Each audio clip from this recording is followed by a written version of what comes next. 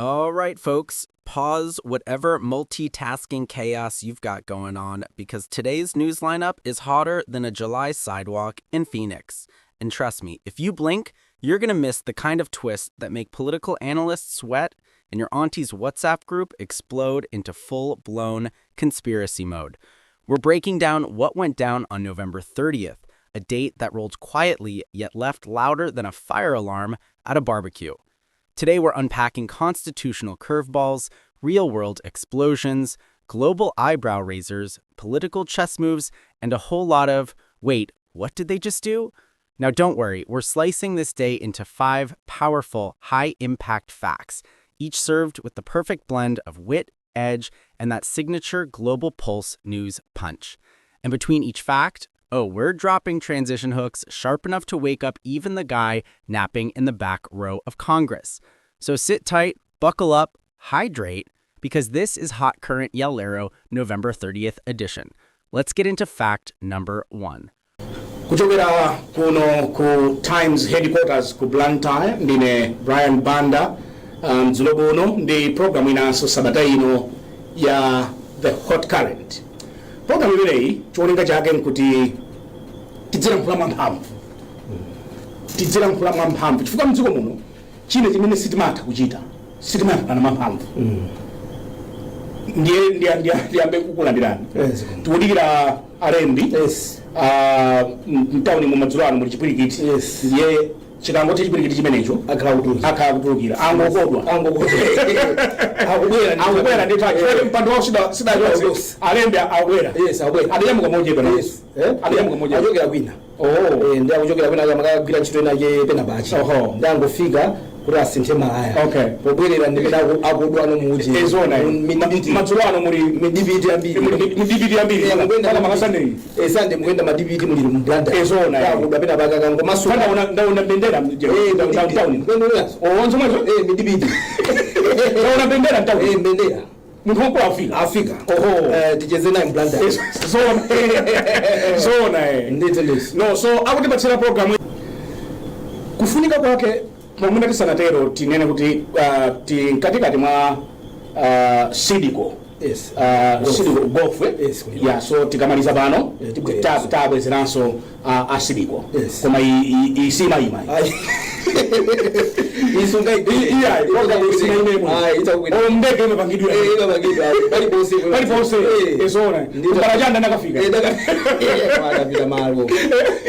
iyataenda kwambiri chifayake nafunika kupuma ezona chifayike holiday koma iyo kasimukapa holiday ezona ezona tinango sinthana ya tidaenda mfumu nchilo inalipo ndipo masango sindi chamasewera kuzofana tono chifanyike namfusa wina tati koma abambo wangu wakonzekeretsa muno bwino zona chifasi zimafuna makhala mbali zonse katikati katikati afuna ikoza kutera polisa usadera mbabe zona kodi kapanda kutera ndikhandira bwino zona komanso ikatera ande ntungulu zona so bakalena amene samaganiza ako hayi sizingaendemeza endera nde ine panali MP wina ndingamuuza kuti siziteka iya anthu akundikunda kaya mfumu siziteka amayi siziteka anali amayi siziteka amayi siziteka izisi siziteka komatu ndimaona ngati nthawi zino utha kumaonabe kuti izisi siziteka koma makakamira pena ndithu matha kuona kuti kodi ulo mtsinje koma ulo kasuma ponyereka phasi kuona kuti mangabachi ndio umeona mena ndio maziwira so ndikamakanikiza mwendo ndipo ndima mphapo so nditenga madza matha kutenga so atengapo anthu and by the way naona achakwera natuluka amalankhula ndachi nyamata amene anabwera ku ujeni ku headquarters kwawo ndamanena kuti even nkhali nthawi yakuti bagwangozi tanthauza zovuta timapezeka kuti tasesa ukuvomereza so I think pang'ono ndi pang'ono avomera kuti chinthu chadatenga the healing process imaina kuti ikhainka nthawi koma ukamapita ku masankho zimafuna uzikhala katikati zoonadi komano nanga si chimene chimavuta anthu ambiri amene amakhala kupitisa kumasankho amakhala kunamiza so yatituza bife nanga siti makano uvuta nthawi imeneyo chifukwa chimene I think problem imene tina anthu ambiri timafuna munthu azituza zimene tofuna timve ndanthu ochepa amene banda akhoza kupeza neno kukuza kuti apapa izi zisizabwino ino ndikumukondabe munthu chachonjinja ifuna tachoka. That's right, yeah. Komano munthu akumamuona atabwera muja akangochoka amene ni kodi ndi ndani amene akuzona ngati ndani because anthu nthawi imene jaya amakhala kuti akulandira zinthu zambiri so ambiri amene amakhala kuti akukudyera akunamiza because iwo ntchito yawo ndiyo kuti iwe ukhalibe pampando pazidya so akhoza mangokuuza zinthu zabodza ndi zimatengera iweyo kuti nditakumvani ino zimene mukunenazi kodi enaso akuti chani amaganizo osiyana ndi awo koma osangofuna kuti munthu azingokuuza kuti anthu onse takufuna inu amakhoza abantu kukupangira survey yako inde kuti kusangalatse yetu iwe alibana kuti ukusizitheka mungulusa tapeza wathu wakapeza zeni zo kana kumene kokonde mume kupetsa alipo anthu abodza kunamiza bwana bwana uchangumagona muona ngati zinthu zili bwino akuti afro barometer ikutima kuti abodza amene bwana tapanga ina imene iyi tapeza ina bwana iyi ndiye akuti bwana naite ndekuzamezeka kuti 90 jawazondoka ali 60 nona zakuti 90 kodi 69 timalemba bwanji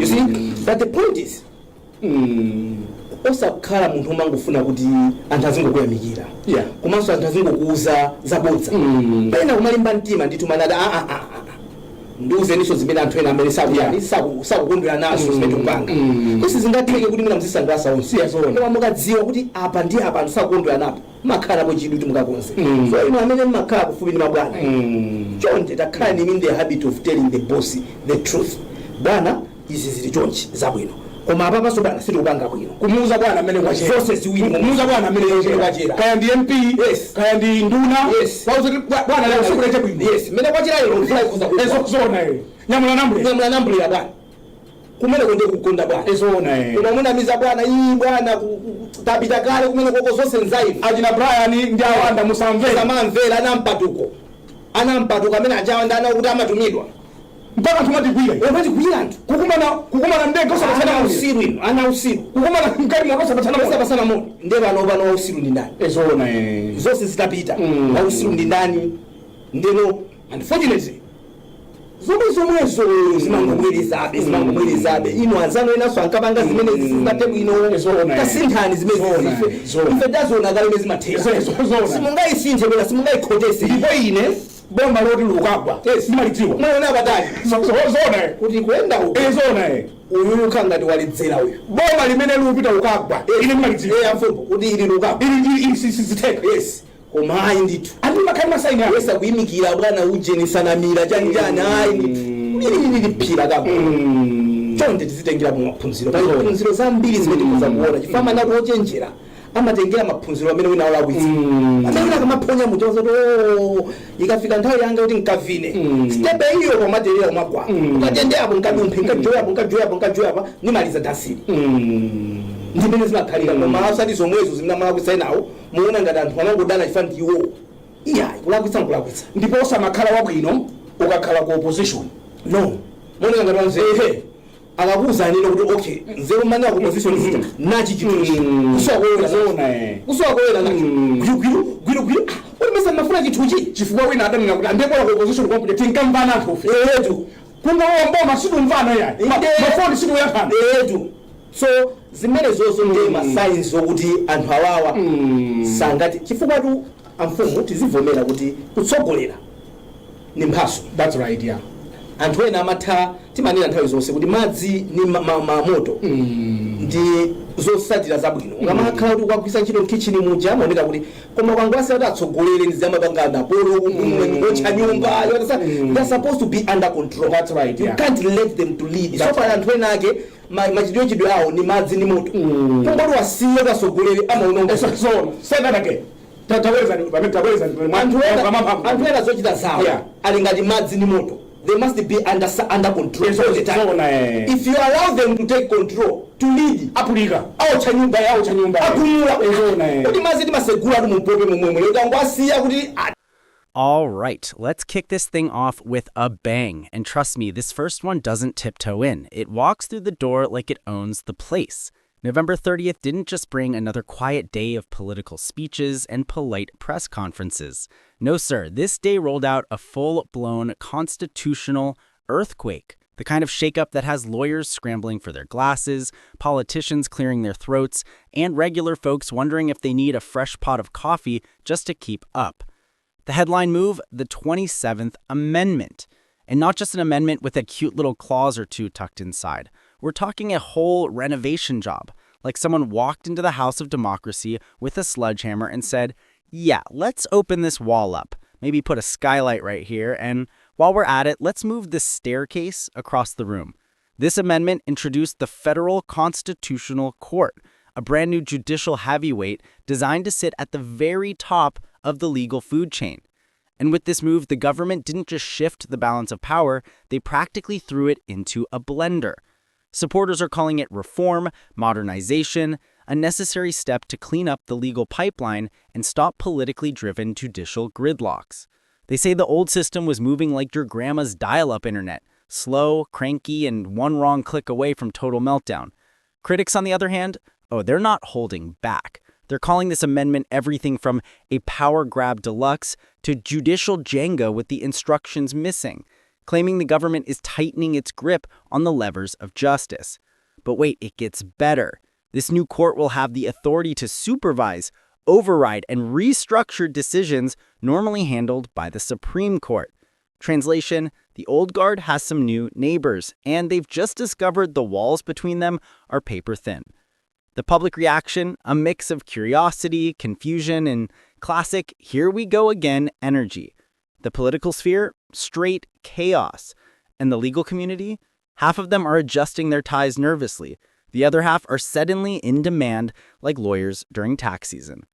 But buckle up, because if you thought the legal earthquake was the loudest noise of the day, you're in for a shock. The next story doesn't deal with courtrooms, it deals with something that literally shook the ground.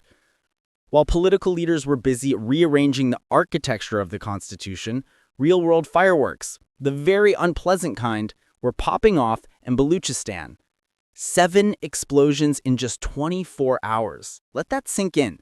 Not 1, not 2, 7. That's not just an incident, that's a message written in smoke. And folks across the region felt every bit of that tension. Thankfully, and honestly miraculously, there were no civilian deaths reported. But 2 security officers were injured and people on the ground are rattled. You would be too if a normal day suddenly turned into the sound effect section of an action movie. Markets closed early, streets went quiet, phones lit up with that familiar, "Did you hear what just happened?" panic. And suddenly every parked motorcycle or unattended bag became a potential threat. Now here's where the story gets even hotter. Authorities are scrambling to pinpoint the motive. Was it intimidation, a political signal, a disruption tactic, or simply another tragic reminder that peace in the region is still dangling by a thread? Everyone has a theory, no one has an answer. Classic. Meanwhile, the government, already juggling constitutional drama, now has another crisis on its plate. And believe me, nothing derails a political victory lap quicker than the sound of explosions echoing through major districts. Security forces were deployed, checkpoints tightened, and the classic reassurance press conference delivered with that "we're totally in control" tone that always sounds a little too practiced. But on the streets, confidence is a little more, let's say, cautious. People know instability doesn't just pop up for a cameo, it usually tries to stick around for the full season. And when you combine political transformation with security threats, things start to feel like an overpacked pressure cooker. The international community also raised eyebrows, as they always do when bombs start bonking off, especially when paired with major constitutional changes. It's like the global stage turned its head and said, everything okay over there? But wait, if you think the world was only watching the blasts, think again. Because of the global reaction, they had plenty to say about what was happening in the courtroom too.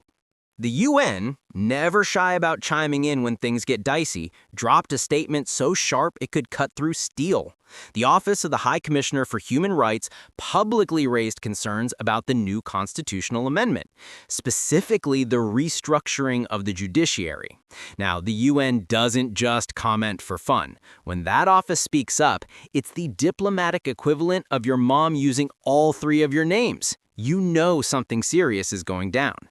The concern? Simple. Judicial independence. The UN hinted, very politely but very clearly, that this amendment might compromise the separation of powers. They warned that consolidating too much legal authority in a newly formed court could weaken the system of checks and balances that keeps governments from getting too comfy with their power. Now, predictably, the government fired back immediately. And not subtly. They called the concerns baseless, misinformed, and a misunderstanding of internal affairs, which in political language is basically saying, mind your business, we got this. They insisted the reform is designed to streamline justice, reduce corruption, and improve accountability. But critics, both local and international, aren't convinced. And here's the twist nobody saw coming. The global debate started trending. Social media lit up with analysts, commentators, and the occasional keyboard warrior weighing in. Some praised the boldness of the reform, saying every nation has the right to restructure its legal framework.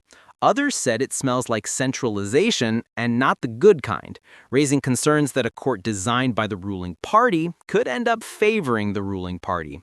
Inside Pakistan, civil rights groups are divided. Some see opportunity, others see danger, and lawyers? Oh, they're suddenly in the brightest spotlight of their careers. You know things are wild when attorneys start giving more interviews than celebrities promoting movies. This wasn't just a local story anymore. It was global. And with the UN's name floating around, the stakes instantly doubled. Now every observer is watching to see whether this constitutional shift becomes a milestone of progress or a cautionary tale. And trust me, the next fact dives even deeper into the domino effect this amendment could trigger. Because when you shift the foundation of an institution, everything sitting on top starts wobbling. So here's where the plot thickens, because constitutional changes aren't just theoretical. They have ripple effects that move through every corridor of power, every ministry, every institution, and every political conversation happening behind closed doors. And with the 27th Amendment now in play, the political sphere is buzzing louder than a beehive on caffeine. First off, let's talk power dynamics. This amendment doesn't just redraw legal boundaries, it redraws political influence. Suddenly, positions that were once symbolic now matter drastically more. Appointments that used to be routine now carry consequences, and politicians who once operated comfortably in predictable lanes are now being shoved into new ones, whether they like it or not. One of the biggest shockwaves? The role of the military leadership recalibrated under new oversight. Now, that's not a small detail. That's a tectonic shift. Anytime a government tweaks how military appointments or oversight mechanisms work, every analyst in the region sits up straighter, because historically, that relationship shapes the stability of the nation. Then there's Parliament, which is now caught between applause and internal panic. Some members are cheering like their team just scored in overtime.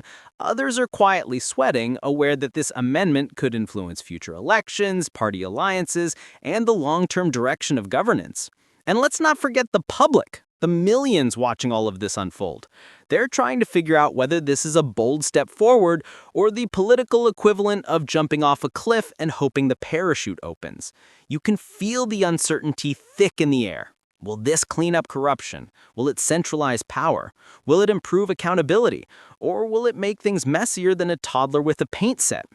Political analysts are predicting a shift in how future cases are prosecuted, how opposition voices are handled, and how internal party disputes get resolved.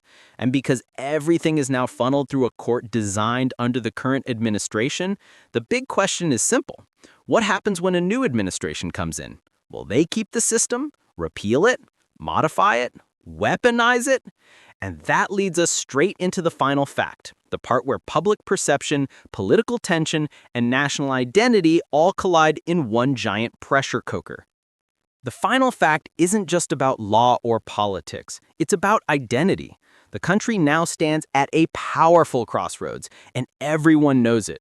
You can feel it in conversations at cafes, in quiet living rooms, in crowded buses, in late-night phone calls, and especially online where fire emoji debates never sleep. This amendment, the blast, the UN response, it all funnels into one big national question. What direction do we want this country to move toward next? And that's not light stuff. That's the kind of question nations wrestle with for decades. Supporters say this moment is historic, a once-in-a-generation reset that will modernize governance and streamline justice. They see opportunity, clarity, and potential. They believe that cleaning up legal bottlenecks could strengthen democracy. They're calling this a fresh blueprint, something future generations will look back on with pride. Opponents say, hold up, pump the brakes. They argue this isn't a refresh, it's a rewire, a shift that moves power away from the people and toward the ruling elite. They warn that centralizing the judiciary could lead to selective justice, tighter political control, and long-term instability. In their eyes, this amendment is a solution in the same way duct tape is a permanent fix. Looks useful at first, but give it time and watch it peel apart. Caught in the middle are millions of ordinary citizens who just want peace, fairness, stability, and a government that keeps its promises. They're tired of political drama, they're tired of insecurity, and they're definitely tired of being used as background props in the never-ending play of power politics. International observers are watching closely, analyzing whether this moment becomes a model for other nations or a cautionary tale cited in future textbooks. But one thing is certain. The decisions made now will echo for decades. This isn't just another day in the news cycle. This is one of those days history remembers, even if the people living through it aren't fully aware of it yet. And just like that, the 5 biggest bombs of November 30th drop into place. But the story doesn't stop here, because of the ripple effects, they're just getting started.